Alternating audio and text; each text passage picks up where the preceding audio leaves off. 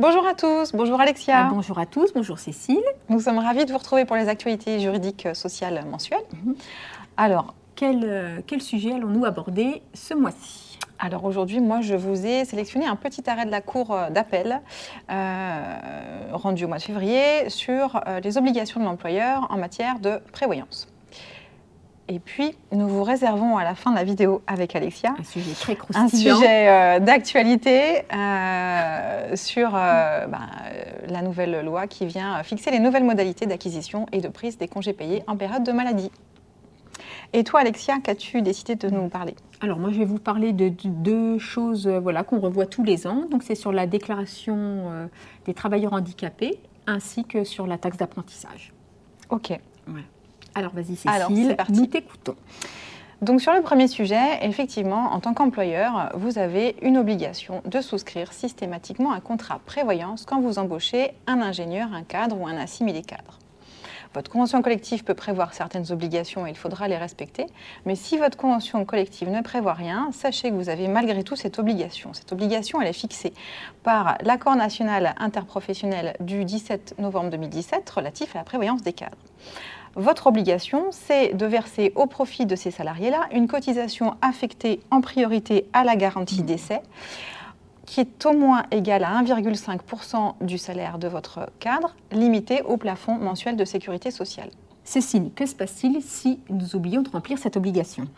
Eh bien, il y a une sanction qui est prévue et c'est une sanction qui est très importante puisqu'effectivement, si vous avez oublié de faire adhérer votre salarié cadre à un contrat prévoyance, eh bien, vous êtes redevable en cas de décès de ce salarié vis-à-vis des ayants droit à une somme égale à 3 plafonds annuels de sécurité sociale. Alexia, 3 plafonds annuels de sécurité sociale, ça représente quelle somme ? C'est un montant très important. Alors, le montant est équivalent à 140 000 €, donc qui est quand même un montant assez conséquent. Voilà, donc c'est une sanction très élevée. La Cour de cassation applique cette sanction avec fermeté, tout simplement. C'est automatique si effectivement il y a un contentieux qui est ouvert suite au décès du salarié. Donc vous comprendrez pourquoi nous sommes assez insistants sur l'ouverture de ces contrats de prévoyance, parce qu'elles peuvent avoir, dans le cas où vous ne l'avez pas mis en place, peuvent avoir un impact important. Financièrement pour l'entreprise, c'est effectivement un gros risque encouru. Par contre, la Cour de cassation n'a jamais répondu à une problématique. Est-ce que la famille ayant droit peut prétendre à une indemnisation plus importante que cette sanction automatique qui est prévue par cet accord national ? Eh bien, c'est à cette question que vient répondre la Cour d'appel de Douai. Que s'est-il passé dans les faits ? Eh bien, c'est tout simplement un salarié qui, à l'origine, a été embauché dans l'entreprise en tant que non-cadre. Il a cotisé un contrat à prévoyance non-cadre. Et puis, il a été promu cadre. À partir de ce jour-là, des cotisations prévoyance au bon taux ont été appliquées sur son salaire. Et puis, malheureusement, ce salarié est décédé et sa veuve a demandé le paiement du capital d'essai pour la garantie souscrite auprès de l'organisme assureur. C'est à ce moment-là qu'il s'est avéré qu'en fait, l'employeur avait oublié de contracter cette garantie d'essai. Il n'a donc pas affilié son salarié à un contrat prévoyance cadre et malgré tout, l'organisme de prévoyance a encaissé ses primes. L'assureur a versé à la famille ayant droit uniquement le capital d'essai prévu pour un non-cadre, puisque ce contrat-là avait été ouvert à l'origine. Par contre, l'assureur n'était pas en mesure de verser un capital d'essai pour les cadres, puisque aucun contrat n'a été souscrit par l'entreprise. Donc, la veuve a bien évidemment demandé à l'employeur l'application de la sanction des 3 passes, sous déduction du premier capital versé par l'assurance. Dans cette affaire, il a été retenu une négligence extrêmement fautive de l'employeur, puisque certes, il a oublié de faire adhérer son salarié à un régime de prévoyance pour les cadres, mais il a été alerté par son salarié que ce salarié souffrait d'une maladie grave, donc il aurait à cette occasion-là pu rectifier le tir, et puis il a été alerté aussi par l'assureur qu'aucun contrat n'avait été ouvert. Donc l'assureur lui a proposé 3 contrats prévoyance pour les cadres, couvrant la garantie d'essai.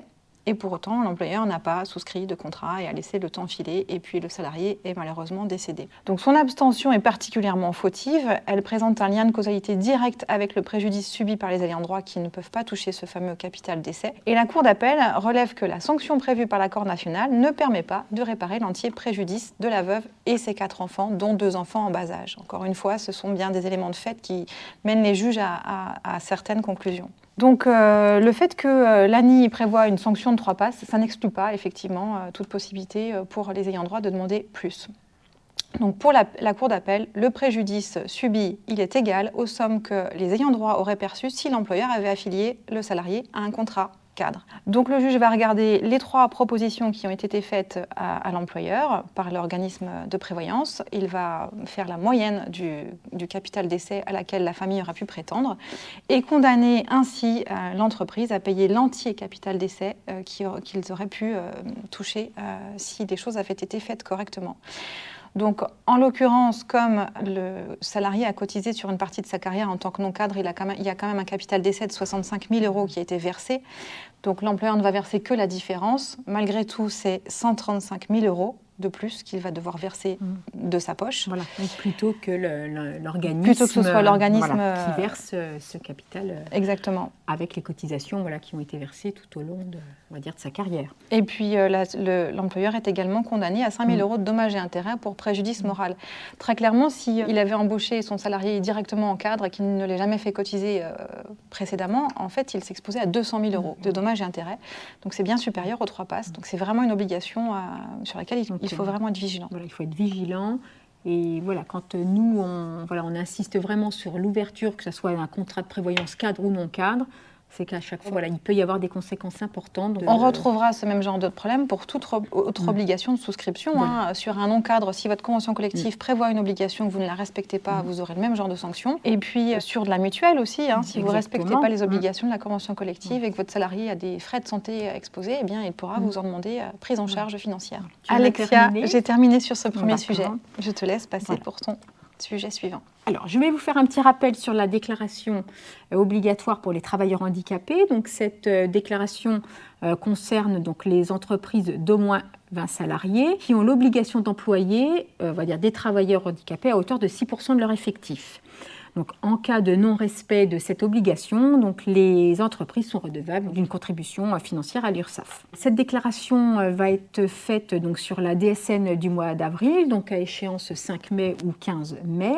Donc, vous avez dû recevoir donc, courant mars, donc, que ce soit de l'URSSAF ou de la MSA, un récapitulatif des effectifs donc, qui vous indique sur donc, là, l'année 2023 donc, l'effectif moyen annuel, l'effectif donc, moyen annuel de l'obligation des travailleurs handicapés, ainsi que l'effectif sur les ECAP, donc c'est des emplois exigeant des conditions d'aptitude particulières, et également les effectifs des bénéficiaires, donc de BOETH, bénéficiaires de l'obligation d'emploi de travailleurs handicapés. Donc ce document-là va nous permettre de pouvoir déclencher ou pas la contribution. Dans le cas où vous n'avez pas respecté cette obligation d'emploi de travailleurs handicapés, suivant la taille de l'effectif de l'entreprise, il va y avoir des contributions à régler, donc qui peuvent être soit à 400 fois le SMIC horaire par effectif manquant, soit 500 fois ou 600 fois en fonction de la taille de l'entreprise. Donc ce qui peut quand même avoir un coût important si vous n'avez rien mis en place dans l'entreprise pour justement limiter cette contribution. Ce qui est aussi important à savoir, c'est si sur une période de 3 ans, plus l'année en cours, vous pouvez, si vous n'avez rien mis en place, avoir une surcontribution qui correspond à 1500 fois le SMIC, ce qui correspond à 17 280 € par effectif manquant. Donc c'est dans le cas où vous n'avez aucun travailleur handicapé, que vous n'avez fait aucun recours sur de la sous-traitance, sur des ESAT, où vous n'avez aucun accord agrégé. Il est quand même possible vraiment de pouvoir mettre des choses en place pour limiter cette contribution qui peut avoir un coût important, un impact important sur l'entreprise. La déclaration sera faite sur la DSN du mois d'avril, donc 15 mai, pour rappel. Voilà ce que je peux vous dire sur la déclaration des travailleurs handicapés. J'enchaîne avec le solde de la taxe d'apprentissage qui passe également sur la DSN du mois d'avril, donc pareil sur l'échéance 5 mai, 15 mai. Donc juste pour rappel, donc depuis le 1er janvier 2022, les contributions au titre de la formation professionnelle et de la taxe d'apprentissage a été transférée sur l'URSSAF. Donc la taxe d'apprentissage, le taux est de 0,68% de la masse salariale. Les 0,59% de la masse salariale, donc, qui est la partie principale et obligatoire, est collectée tous les mois via les DSN. Et voilà, sur la DSN du mois d'avril, le solde de la taxe d'apprentissage va être déclaré, donc qui correspond à 0,09% de la masse salariale et qui correspond à la taxe d'apprentissage libératoire, qui est destinée aux établissements. Et le solde des 0,09% qui correspond au versement libératoire sera prélevé sur la DSN du mois d'avril. Ces sommes sont consacrées au financement du développement de la formation initiale et technologique ainsi qu'au financement des centres de formation d'apprentis. Comme l'année dernière, alors que je sais que ça a été assez compliqué pour toutes les entreprises puisque ça a été une plateforme qui a été mise en place l'année dernière, donc c'est Soltea, où là, vous allez pouvoir affecter votre solde de taxe d'apprentissage aux établissements que vous souhaitez. Donc là, un calendrier comme l'année dernière est prévu. Donc à partir du 6 mai 2024, ouverture de la plateforme Soltea aux établissements donc, pour vérifier et compléter les informations. Et à partir du 27 mai, ouverture de la plateforme pour les employeurs, où là, vous allez pouvoir affecter votre solde de taxe d'apprentissage aux établissements que vous souhaitez. La première répartition, donc on a dit 27 mai, clôture de août et le premier virement aux établissements le 9 août. Ensuite, vous avez une deuxième période de répartition qui est ouverte, donc qui est à partir du 12 août 2024, la clôture de la campagne 4 octobre et donc les virements des fonds 11 octobre. Et les fonds qui ne seront pas répartis, donc affectés aux établissements, seront reversés à partir du 25 octobre 2024. Donc là, sur cette déclaration, pas de complications. Les choses que nous espérons, c'est que la plateforme fonctionne mieux que l'année dernière, où on a rencontré beaucoup de difficultés à se connecter. Il a été très compliqué d'affecter les montants aux établissements qu'à chaque entreprise souhaitait. Donc on espère que cette année, il y aura du progrès, que cela va bien fonctionner. On l'espère aussi. Voilà. Moi, j'en ai terminé donc avec toutes ces déclarations. Et donc là, nous allons repartir sur un sujet un petit peu... houleux, voilà, qui nous tient en haleine depuis le mois de septembre. Donc, c'est sur les congés payés. Donc, Cécile, Tout à fait. Je te laisse prendre la main Tout à fait. Point.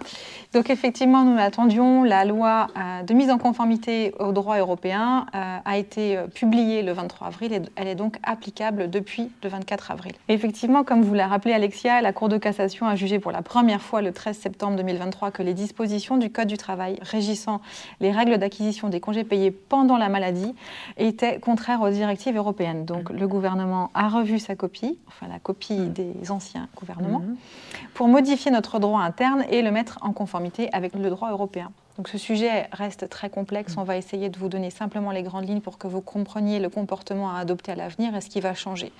Bien entendu, il y a tout un tas de détails sur lesquels nous n'allons pas revenir dans cette vidéo. Qu'est-ce qu'il convient de savoir désormais sur la gestion des congés payés ? Eh bien, déjà, lors d'un arrêt maladie ordinaire, c'est-à-dire d'origine non professionnelle, le salarié va acquérir 2 jours ouvrables de congés par mois, dans la limite de 24 jours ouvrables, donc dans la limite de 4 semaines par an. Jusqu'à ce jour, légalement, il n'y avait pas de congés payés acquis pendant cette maladie. Votre convention collective ou vos accords d'entreprise pouvaient prévoir de faire acquérir des congés payés, mais à défaut, il n'y avait aucun congé payé acquis pendant la maladie. Alors après, qu'en est-il ? Eh bien justement des maladies professionnelles et des accidents de travail. Alors pour les maladies professionnelles et accidents de travail, jusqu'à ce jour, les salariés acquéraient 2 jours et demi de congés payés par mois comme en temps de travail normal. Par contre, il n'y aura plus de limitation dans le temps sur cette acquisition. Jusqu'à aujourd'hui, les salariés en accident de travail ou maladie professionnelle acquéraient 2 jours et demi de congé à la limite d'1 an. Au terme de cette année, le compteur n'était plus crédité, il continuera d'être alimenté. Alors Alexia, par rapport à ces nouvelles règles d'acquisition de congés payés, est-ce que du coup l'employeur a une nouvelle obligation ? Oui. Alors l'employeur va avoir l'obligation, c'est d'informer le salarié. Et ça, c'est quelque chose où il va falloir vraiment s'y tenir. L'employeur a 1 mois pour informer le salarié sur son solde de congés payés. Par quel moyen ? Par tout moyen. Tout moyen. Par tout moyen conférant date certaine à cette information. Il faut que l'employeur soit en mesure de prouver qu'il l'a fait. Voilà, donc on peut le faire via le bulletin de paie. Vous avez le solde de congés payés, donc ça peut être un moyen d'information, ou via un courrier, en indiquant aussi également la durée, la date jusqu'à laquelle il pourra prendre ses congés. Alors là, ce qui est important aussi de savoir, c'est quel est le délai de report de ces congés payés. Cécile, qu'est-ce que tu peux nous dire là-dessus ? C'est un délai de 15 mois. Donc, le salarié qui n'a pas pu prendre ses congés payés parce qu'il est parti en arrêt maladie, à son retour, la période de prise de congés payés est expirée, ses congés ne sont pas perdus, donc l'employeur va effectivement l'informer d'un report de 15 mois pour prendre ce solde de congés payés. Cette information va marquer le point de départ, donc il est important de le faire. Vous avez 1 mois pour le faire, mais faites-le le plus tôt possible puisque ça fait courir votre délai de 15 mois. Et si vous ne le faites pas, eh bien, les congés payés ne seront jamais perdus et vont continuer de s'incrémenter.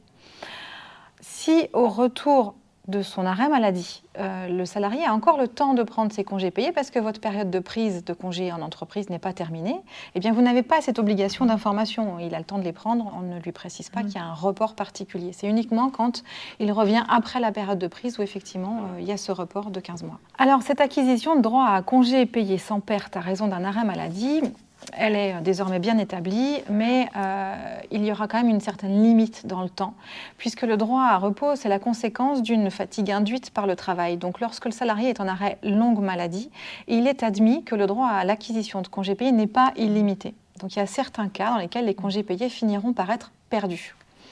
Alors on va distinguer les arrêts maladie de moins d'un an et les arrêts maladie de plus d'un an. Pour les arrêts maladie de moins d'un an, comme je viens de vous le dire, si le salarié n'a pas pu prendre une partie de ses congés payés avant le terme de la période de prise à cause de cet arrêt, il va bénéficier à son retour, à compter de votre information, d'un report de 15 mois.